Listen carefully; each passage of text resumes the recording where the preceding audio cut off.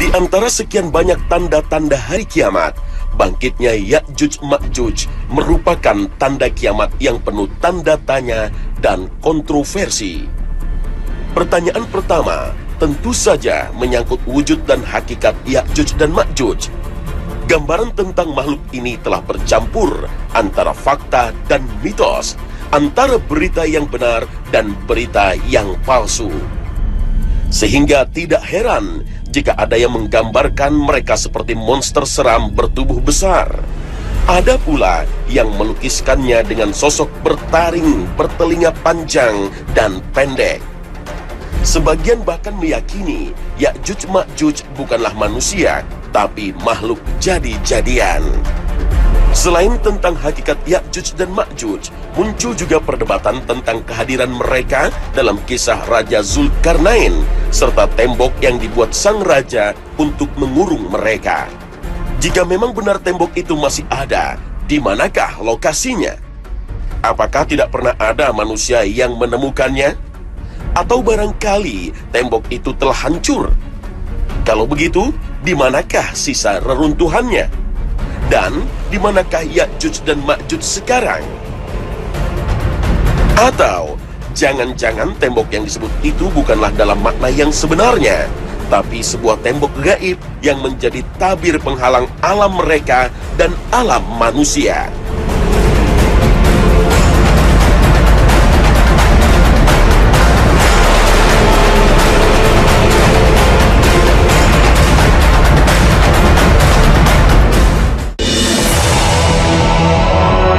Assalamualaikum warahmatullahi wabarakatuh. Selamat pagi pemirsa Trans 7. Khazanah Ensiklopedia Islam Dunia pagi ini kembali hadir ke hadapan Anda untuk berbagi pengetahuan dan saling menasehati dalam kebajikan. Ya'juj dan Ma'juj merupakan dua istilah yang selalu disebut bersamaan. Istilah ini dapat kita temukan dalam Al-Quran dan hadis, juga kitab-kitab suci terdahulu. Sebagian ahli bahasa berpendapat Ya'juj dan Ma'juj berasal dari bahasa Arab, yaitu dari kata ajja yang berarti bergejolak atau berkobar, dan dapat juga bermakna yang cepat gerakannya. Sedangkan menurut yang lain, Ya'juj dan Ma'juj bukan dari bahasa Arab, tapi dari bahasa Ibrani yang kemudian diserap ke dalam bahasa Arab. Karena kelompok Ya'juj dan Ma'juj ini sudah ada sebelum peradaban Arab lahir dan sebelum diletakkannya tata bahasa Arab. Kata Ya'juj dan Ma'juj sama halnya dengan kata iblis, Adam, Hawa, Ibrahim, Musa, Harun, Taurat, dan Injil, yang semuanya bahasa non-Arab yang kemudian diserap ke bahasa Arab. Dalam bahasa Inggris dikenal juga istilah Gog and Magog yang diperkirakan berasal dari bahasa Ibrani. Istilah Gog and Magog digunakan juga dalam 7 terjemahan kitab Taurat Perjanjian Lama. Fantasi berlebihan tentang rupa Ya'juj dan Ma'juj ikut membuat rancu tentang hakikat sebenarnya dari makhluk ini. Apalagi banyak hadis palsu yang beredar tentang Ya'juj dan Ma'juj memperlengkap gambaran buram tentang makhluk perusak ini. Yang pasti, Ya'juj dan Ma'juj bukanlah alien dari planet di luar bumi, juga bukan monster besar yang buruk rupa. Mereka seperti dijelaskan dalam hadis sahih merupakan manusia anak keturunan Nabi Adam alaihissalam. Hanya saja mereka kemudian menjadi ras bangsa yang menjadi pionir dan penyebar kerusakan di muka bumi, sehingga kelak mayoritas penghuni neraka berasal dari golongan mereka. Keterangan ini bisa kita dapatkan dalam hadis sahih yang diriwayatkan Imam Bukhari. Rasulullah SAW bersabda, Allah Ta'ala berfirman kepada Adam, "Wahai Adam," maka Adam menjawab, "Aku sambut panggilanmu dengan senang hati, serta semua kebaikan ada di tanganmu." Lalu Allah Ta'ala berfirman, "Keluarkan gerombolan penghuni neraka." Maka Adam bertanya, "Siapa itu gerombolan penghuni neraka?" Allah menjawab, "Mereka terdiri dari 999 orang dari setiap 1000 orang." Maka ketika itu anak kecil menjadi beruban. Setiap yang hamil melahirkan apa yang dikandungnya. Dan kamu lihat orang-orang seakan-akan mabuk, padahal mereka tidak mabuk. Tetapi karena azab Allah yang sangat keras. Kemudian para sahabat bertanya, "Siapakah yang satu itu, wahai Rasulullah?" Rasulullah menjawab, "Bergembiralah, sesungguhnya penghuni neraka itu dari kalian satu, dan dari Ya'juj wa Ma'juj 1000 orang." Hadis riwayat Bukhari. Uraian Rasulullah dalam hadis tadi memberi pemahaman bahwa perbandingan umat Rasulullah yang menjadi penghuni neraka dengan Ya'juj dan Ma'juj yaitu 1:999. Ini juga menunjukkan populasi yang sangat banyak dari bangsa perusak ini. Dan tentu saja, populasi sebanyak itu tidak datang tiba-tiba. Karena mereka manusia, maka mereka juga beranak pinak hingga mencapai populasi yang besar. Kebangkitan Ya'juj dan Ma'juj merupakan bagian dari tanda akhir zaman. Tapi bukan berarti mereka sekelompok orang yang mendadak muncul di akhir zaman. Mereka telah lama ada. Ketika Al-Quran menceritakan kisah Raja Zulkarnain, Al-Quran menyinggung tentang keberadaan mereka. Nama Ya'juj dan Ma'juj disebut ketika Raja Zulkarnain bertemu dengan kaum yang bahasa mereka sukar dipahami. Kaum ini mengeluhkan kepada sang raja tentang keberadaan Ya'juj dan Ma'juj yang membuat kerusakan di muka bumi. Kaum ini meminta kepada raja agar membuat dinding antara dua gunung yang akan membatasi gerak dari Ya'juj dan Ma'juj. Dialog antara Zulkarnain dan kaum ini Allah kisahkan dalam surat Al-Kahfi. Hingga apabila dia telah sampai di antara dua buah gunung, dia mendapati di hadapan keduanya suatu kaum yang hampir tidak mengerti pembicaraan. Mereka berkata, "Hai Zulkarnain, sesungguhnya Ya'juj dan Ma'juj itu orang-orang yang membuat kerusakan di muka bumi. Maka dapatkah kami memberikan suatu pembayaran kepadamu, supaya kamu membuat dinding antara kami dan mereka?" Al-Quran, Surah Al-Kahfi, ayat 93-94. Raja Zulkarnain mengajak kaum tadi untuk bekerja sama membangun tembok dari besi. Tembok selesai dibangun dan Ya'juj Ma'juj terkungkung di dalamnya. Hanya saja, tembok ini tidak akan menghalangi mereka selamanya. Suatu saat akan hancur dan mereka akan keluar membuat berbagai kerusakan di muka bumi. Kisah ini juga Allah Ta'ala ceritakan dalam surat Al-Kahfi. Zulkarnain berkata, "Apa yang telah diberikan oleh Rabbku kepadaku lebih baik. Maka bantulah aku agar aku membuatkan dinding antara kamu dan mereka. Berilah aku potongan-potongan besi, hingga apabila besi itu telah sama rata dengan kedua puncak gunung itu." Zulkarnain berkata, "Tiuplah api itu." Hingga apabila besi itu sudah merah seperti api, dia pun berkata, "Berilah aku tembaga, agar kutuangkan ke atas besi panas itu." Maka mereka tidak bisa mendakinya, dan mereka tidak bisa pula melubanginya. Zulkarnain berkata, "Ini merupakan rahmat dari Rabbku. Maka apabila sudah datang janji Rabbku, dia akan menjadikannya hancur luluh, dan janji Rabbku pasti benar." Al-Quran, Surah Al-Kahfi, ayat 95 hingga 98. Selain sifat tamak, rakus, dan merusak yang ditunjukkan oleh Ya'juj dan Ma'juj, mereka juga sangat sombong dan takabur. Apa saja yang mereka lewati akan mereka eksploitasi, sehingga semua menjadi rusak. Bahkan dikisahkan dalam hadis sahih, mereka menjadi penyebab keringnya air danau Tiberias, yang sekarang masuk dalam wilayah pendudukan Israel. Mereka juga membunuh manusia yang tidak sesuai dengan prinsipnya. Bahkan tidak hanya itu, kesombongan mereka sampai pada menantang penduduk langit. Inilah kesombongan yang luar biasa dari Ya'juj wa Ma'juj.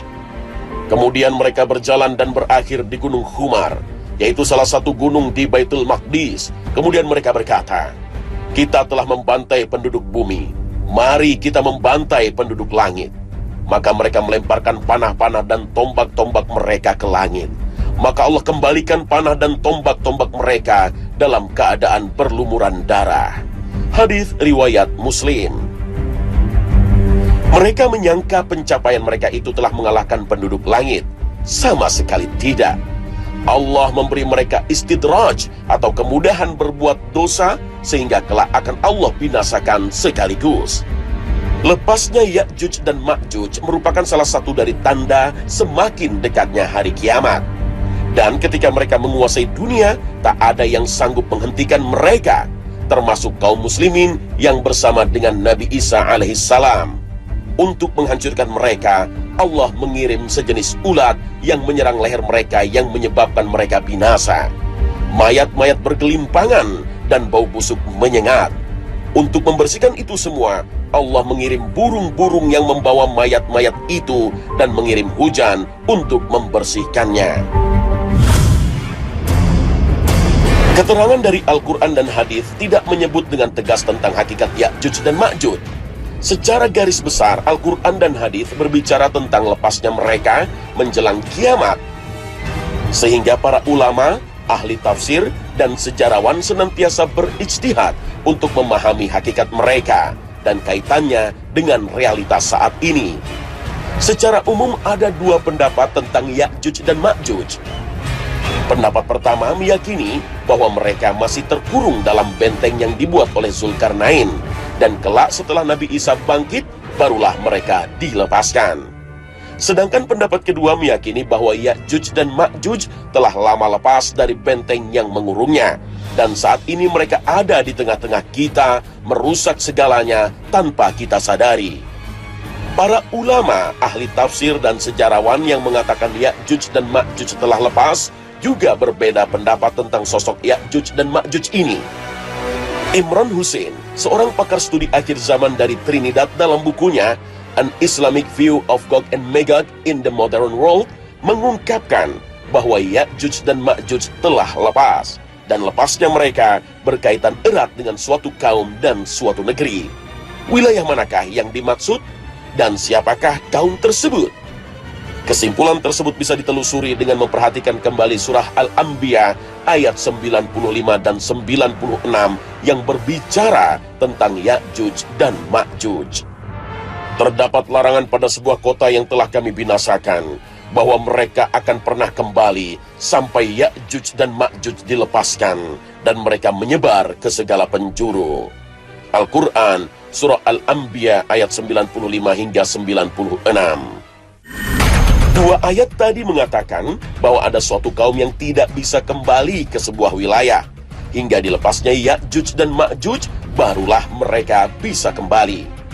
Dari seluruh hadis yang telah diteliti tentang Ya'juj dan Ma'juj, hanya satu wilayah yang terkait dengan mereka, yaitu Al-Quds atau Yerusalem. Sedangkan kaum yang akan kembali ketika Ya'juj Ma'juj dilepas, tak lain adalah kaum Yahudi. Tembok yang dibangun Zulkarnain diyakini telah lama runtuh, karena rasanya tidak mungkin ada wilayah di dunia yang tertutup dinding besi yang menghimpun populasi manusia dalam jumlah besar. Populasi sebesar Ya'juj dan Ma'juj saat ini tidak mungkin bisa bersembunyi dalam tembok besi. Di masa lalu, Yerusalem 2 kali dihancurkan. Bani Israel 2 kali terusir dari tanah suci. Pengusiran pertama terjadi saat Yerusalem diserang Nebukadnezar. Mereka ditawan dan diperbudak. Bani Israel baru bisa kembali lagi ke tanah suci pada masa Cyrus Agung, pendiri Imperium Persia. Cyruslah yang membawa Bani Israel kembali ke tanah suci dan membangun kembali Haikal Sulaiman yang dihancurkan Nebukadnezar. Pengusiran kedua terjadi saat Romawi menguasai Yerusalem. Romawi mengusir, mengasingkan, dan memperbudak mereka keluar Yerusalem. Dari sinilah kisah diaspora Bani Israel bermula. Selama 2 milenium berikutnya, mereka berserakan ke berbagai penjuru dunia. Al-Quran menjelaskan bahwa apa yang mereka alami itu merupakan hukuman dari Allah kepada mereka, dan mereka baru akan kembali ketika Ya'juj dan Ma'juj berkuasa. Dan ketika Ya'juj dan Ma'juj dilepaskan, mereka merangsek bagai gelombang. Mereka menyebar ke berbagai penjuru, menguasai dunia, menjadi superpower. Dan dengan kekuasaannya atas dunia, mereka membawa kembali kaum Yahudi ke Yerusalem untuk mengklaimnya sebagai milik mereka. Orang-orang Yahudi telah mengklaim kembali tanah suci dan telah mendirikan negara di sana dengan mengusir orang-orang Palestina. Maka Imran Hussein berkesimpulan bahwa bangsa yang membawa orang Yahudi ke Palestina itulah Ya'juj dan Ma'juj. Ia juga menambahkan bahwa sebagian besar orang Yahudi yang mendirikan negara Israel saat ini merupakan orang Eropa yang menyamar sebagai Yahudi atau Yahudi Ashkenazi. Sedangkan Yahudi Semit asli Bani Israel adalah warga kelas 2 di Israel. Secara genetik, Bani Israel dekat dengan bangsa Arab. Sementara saat ini banyak Yahudi yang berkulit putih. Dari mana asal mereka? Informasi ini juga dikemukakan oleh ahli lain, seperti sejarawan Prancis Ernest Renan dan Arthur Koestler, seorang jurnalis dan penulis asal Austria. Mereka telah lama berteori bahwa mayoritas Yahudi yang ada di Israel sekarang bukanlah Yahudi keturunan Ibrahim, Ishak, dan Yakub. Mereka aslinya adalah bangsa Khazar yang pernah mendirikan imperium di utara pegunungan Kaukasus. Mereka tadinya penganut pagan dan kemudian bertukar menjadi Yahudi. Bangsa Khazar inilah yang menyebar ke Eropa Timur, kemudian ke Eropa Barat. Sebagian dari mereka kemudian banyak yang hijrah ke Amerika. Tanda penting lainnya dalam hadis Nabi yang menyebutkan bahwa Ya'juj dan Ma'juj akan menjadikan bangsa Arab sebagai sasaran penindasan dan penganiayaan. Dan inilah yang terjadi saat ini. Dan suatu saat Israel akan melancarkan perang besar untuk memperluas wilayahnya dari sungai Nil ke sungai Efrat. Wilayah-wilayah tersebut saat ini masih berada di tangan bangsa Arab. Saat ini tidak ada yang paling mengancam bangsa Arab selain Israel, terutama dengan senjata nuklirnya.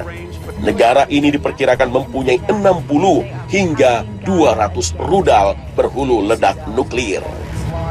Dari Zainab binti Jahsin bahwa Nabi bangun dari tidurnya seraya berkata, La ilaha illallah, celakalah orang-orang Arab karena keburukan yang telah dekat.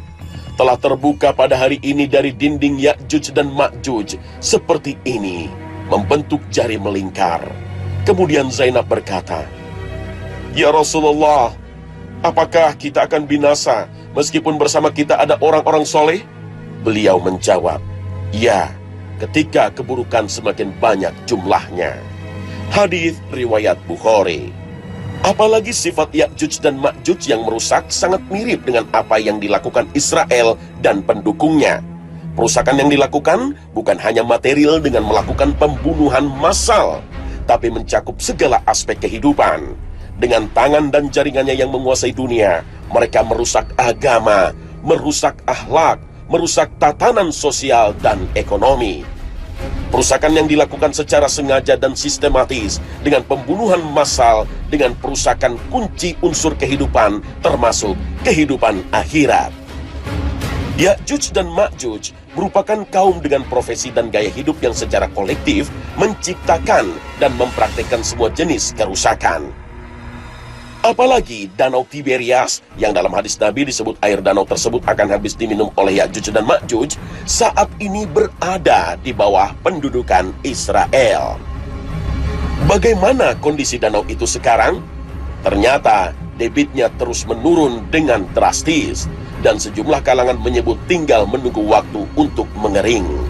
Danau ini menjadi sumber air utama di Israel untuk pertanian, sanitasi, dan air minum. Wallahu a'lam. Sebagian ulama dan sejarawan mengaitkan Ya'juj dan Ma'juj dengan orang-orang Asia Timur seperti Jepang, Cina, Korea, dan bangsa Mongol. Di antara yang berpendapat demikian yaitu Dr. Salah Abdul Fattah Al-Khalidi dalam bukunya Kisah Umat Terdahulu. Beliau menguatkan pendapat dari Abu Kalam Az-Zadi, seorang ulama besar dari India.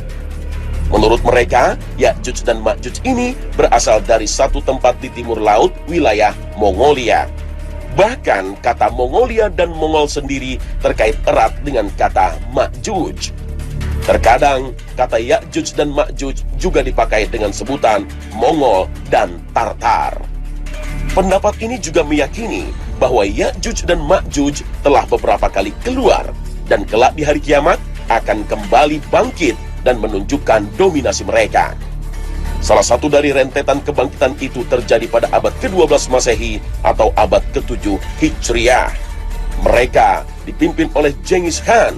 Mereka menyerang kerajaan-kerajaan Islam sebelah barat, kemudian berkuasa dan menghancurkannya.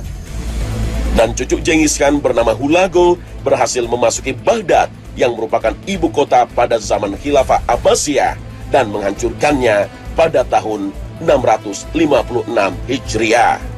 Kerusakan yang ditimbulkan pasukan Mongol begitu dahsyat. Menurut beberapa riwayat, jumlah kaum muslimin yang tewas di kota Baghdad saat itu mencapai 2 juta orang. Pedang-pedang prajurit Mongol ini tidak berhenti selama 40 hari menebas leher orang-orang Islam hingga kota Baghdad banjir darah. Saat ini dunia tengah menyaksikan sebuah kekuatan baru sebagai pesaing adidaya Amerika. Dengan penduduk yang mencapai hampir seperempat penduduk dunia, merupakan modal yang cukup untuk menguasai dunia. Bahkan, bukan rahasia lagi jika perekonomian di beberapa negara dikuasai oleh etnis ini. Memang belum jelas apa yang akan terjadi di masa depan. Dengan terus bertambahnya jumlah penduduk, bukan tidak mungkin mereka akan menguasai dunia. Pendapat kedua yang menyatakan Ya'juj dan Ma'juj masih terkurung di dalam dinding yang dibuat oleh Raja Zulkarnain juga didukung oleh banyak ulama. Mereka berpatokan kepada makna literal yang ada dalam hadis tentang kemunculan Ya'juj dan Ma'juj. Munculnya Ya'juj dan Ma'juj termasuk tanda-tanda kiamat besar. Hadis menyebutkan bahwa kemunculannya Ya'juj dan Ma'juj terjadi setelah Nabi Isa alaihissalam membunuh Dajjal. Nabi Isa jugalah yang berdoa kepada Allah Ta'ala agar membinasakan Ya'juj dan Ma'juj. Allah pun lantas membinasakan mereka dengan mengirim ulat yang membinasakan mereka, serta mengamankan negara-negara dan hamba-hambanya dari kejahatan Ya'juj dan Ma'juj. Sedangkan saat ini, Dajjal dan Nabi Isa saja belum muncul. Bagaimana mungkin Ya'juj dan Ma'juj telah lepas? Tidak ditemukannya dinding tempat dikurungnya Ya'juj dan Ma'juj sampai saat ini bukanlah alasan untuk mengatakan Ya'juj dan Ma'juj telah lepas. Memang banyak pencapaian yang telah didapat manusia dengan teknologi canggih, tapi banyak juga sesungguhnya hal yang belum diketahui manusia. Kalau kita sudah berniat untuk memenuhi janji, maka katakanlah insya Allah.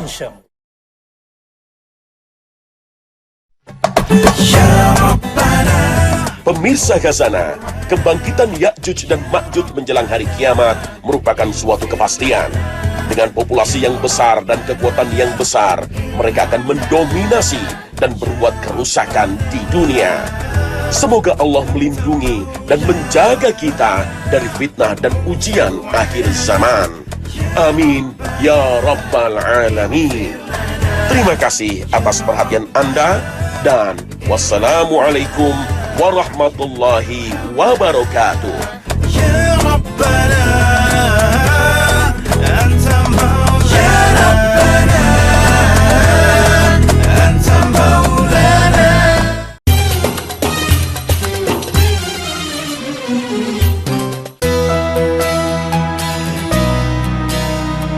Assalamualaikum pemirsa Hasanah. Di pagi yang indah ini, kami akan langsung membawakan materi tempat ibadah inti yang menjadi tujuan ibadah haji dan umroh. Inilah Ka'bah. Ka'bah, bangunan berbentuk kubus, bukanlah sebuah bangunan semata. Seperti yang kita ketahui, Ka'bah adalah rumah Allah. Sebuah bangunan yang menjadi titik pusat umat muslim sedunia mengarahkan kiblatnya untuk sholat, yang juga menjadi lokasi tawaf bagi jutaan jamaah haji maupun umroh. Ka'bah tercatat adalah bangunan yang ditinggikan oleh Nabi Allah Ibrahim alaihissalam dan menjadi tempat tinggal Siti Hajar dan Nabi Ismail alaihissalam. Dalam perkembangannya, jauh sebelum Rasulullah Muhammad diangkat menjadi Rasul, Ka'bah telah mengalami beberapa pemugaran. Bangunan dengan tinggi 13,10 meter dan panjang sisi masing-masing 11,3 dan 12,6 meter ini terkena banjir bandang. Ka'bah mempunyai satu buah pintu bernama Multazam. Di luar bangunan Ka'bah terdapat batu Hajar Aswad yang menempel pada salah satu sisinya. Diselimuti kain tebal dengan tulisan emas bernama Kiswah. Dan di samping Ka'bah terdapat bangunan berbentuk tembok yang melengkung setinggi 1,5 meter, yaitu Hijr Ismail.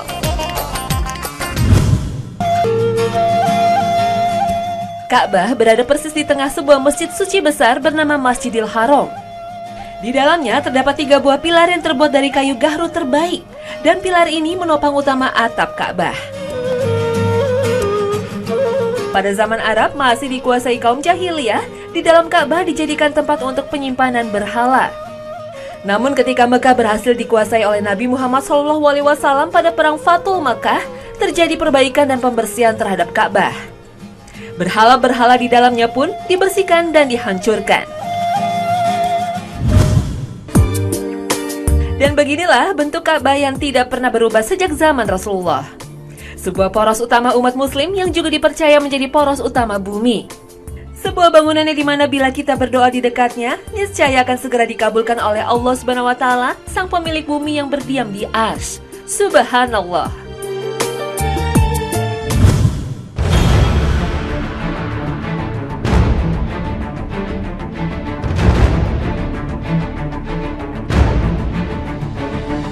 Optimus Prime dan Megatron bersitegang di sebuah wilayah di planet bumi. Robot alien dari planet Cybertrons itu membawa permusuhan 2 kelompok antagonis-protagonis, yaitu Autobots dan Decepticons. Di belahan bumi lainnya, seorang pemuda klimis berjubah merah terbang secepat kilat menyelamatkan sebuah pesawat yang terjatuh. Terbang sampai keluar angkasa, kebal segala senjata, dan mata dengan sinar penghancur adalah segala kelebihannya. Superman, jagoan berlogo huruf S di dada ini, hanya luluh tak berdaya oleh batuan Kryptonite dari planetnya sendiri. Superman, alien biasa dari planet Krypton yang jadi super di planet bumi, maupun Transformers, robot-robot aliens yang mampu merubah diri adalah buah imajinasi manusia tentang keberadaan makhluk hidup di luar planetnya. Memang, dengan ilmu pengetahuan yang dimiliki saat ini, manusia mampu mengeksplorasi ruang angkasa, mencatat dan memetakan galaksi, bintang maupun planet di sekitar bumi yang menjadi tempat tinggalnya. Fenomena UFO, Unidentified Flying Object, temuan-temuan prasejarah yang dikaitkan dengannya, dan eksplorasi keluar angkasa, seolah berusaha menjawab obsesi manusia akan keingintahuan tentang kehidupan di luar planet bumi dan alam semesta. Dalam Al-Quran, adanya makhluk hidup di luar angkasa bisa dinamakan dabah, seperti disebutkan dalam surat Asy-Syura ayat 29 dan surat An-Nahl ayat 49. Dalam bahasa Arab, dabah memiliki makna makhluk hidup yang memiliki jasad kasar, baik jantan maupun betina, baik berakal maupun tidak berakal. Sehingga makhluk hidup seperti manusia, hewan maupun tumbuh-tumbuhan, bahkan alien bila ditemukan, dapat digolongkan sebagai dabah. Sedangkan makhluk halus seperti jin dan setan bukan termasuk dabah. Lalu, bagaimana sebenarnya langit dan alam semesta diciptakan untuk menunjang kehidupan? Menurut ahli astronomi Edwin Hubble, alam semesta tercipta melalui sebuah ledakan besar. Arno Penzias dan Robert Wilson kemudian menemukan sisa radiasi dari ledakan besar tersebut berupa radiasi latar belakang kosmik. Radiasi ini tidak seperti apapun yang berasal dari seluruh alam semesta karena luar biasa seragam. Radiasi ini tidak dibatasi dan tersebar merata di seluruh jagat raya. Belasan abad sebelum para ahli menemukan sejumlah teori penciptaan alam semesta, Al-Quran telah mengungkapkannya terlebih dahulu. Al-Quran menggambarkan penciptaan alam semesta dalam 6 masa. Dalam Quran Surat Al-A'raf ayat 54 dijelaskan, "Sesungguhnya Tuhan kamu adalah Allah yang telah menciptakan langit dan bumi dalam 6 masa. Lalu dia bersemayam di atas Arsy. Dia menutupkan malam kepada siang yang mengikutinya dengan cepat. Dan ciptaannya pula matahari, bulan dan bintang-bintang masing-masing tunduk kepada perintahnya. Ingatlah, menciptakan dan memerintah hanyalah hak Allah. Maha suci Allah, Tuhan semesta alam." Terhamparnya bintang dan langit yang begitu luas menumbuhkan harapan manusia untuk menjelajahinya. Manusia hingga kini baru mencapai jejaknya di bulan melalui langkah Neil Armstrong, Buzz Aldrin, dan Michael Collins dengan Apollo 11. Dalam Islam, orang yang pertama menjelajahi langit, alam semesta, hingga ke ujungnya adalah Rasulullah melalui peristiwa Isra Mi'raj. Allah berfirman dalam Al-Quran Surat Al-Isra ayat 1. Maha suci Allah yang telah memperjalankan hambanya pada suatu malam dari Al-Masjidil Haram ke Al-Masjidil Aqsa yang telah kami berkahi sekelilingnya agar kami perlihatkan kepadanya sebagian dari tanda-tanda kebesaran kami. Sesungguhnya dia adalah maha mendengar lagi maha melihat. Peristiwa Isra Mi'raj merupakan sebuah mukjizat dari Allah kepada Rasulullah SAW yang menurut logika manusia sangat sulit diterima. Dalam sebuah peristiwa yang hanya berlangsung selama semalam, Rasulullah mampu menempuh jarak jutaan tak terhingga dengan menunggangi burak. Malaikat Jibril yang menjemputnya dari Masjidil Haram atas perintah Allah SWT menuju Masjidil Aqsa di Palestina dan naik ke Sidratul Muntaha.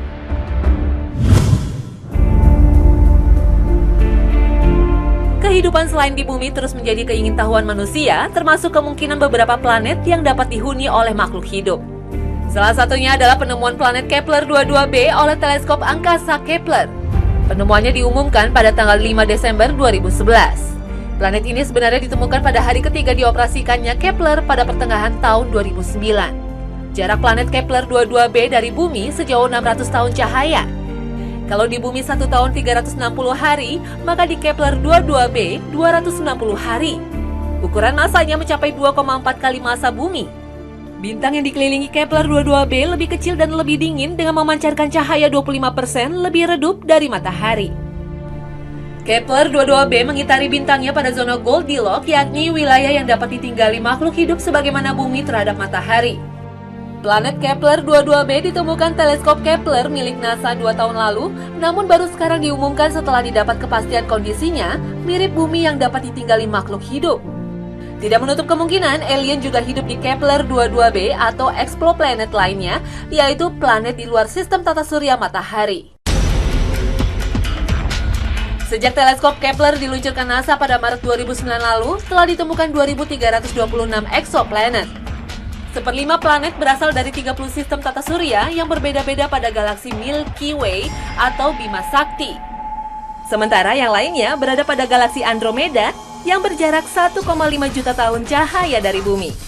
Dari jumlah exoplanet sebanyak itu, hanya 48 planet yang masuk dalam zona Goldilocks dan hanya 10 planet yang bentuknya mirip dengan bumi dan berputar mengelilingi mataharinya, salah satunya Kepler 22b.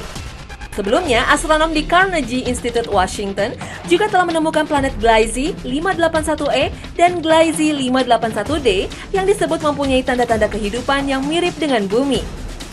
Planet itu berada pada jarak 20 tahun cahaya dari bumi dan terletak di rasi bintang Libra. Sebuah penemuan yang luar biasa, adanya sebuah planet yang memiliki sifat habitable kemungkinan bisa didiami makhluk hidup. Sementara itu, seorang astronom Prancis juga mengumumkan telah menemukan sebuah planet yang diberi nama Corot Exo 7b yang diperkirakan memiliki massa 1,7 massa bumi, mengitari sebuah orbit bintang dan disebut memiliki ciri-ciri seperti Gliese 581e. Penemuan tersebut semakin menguatkan adanya sistem kehidupan di luar bumi dengan kondisi yang mirip kehidupan di bumi seperti keberadaan air dan oksigen serta makhluk hidup.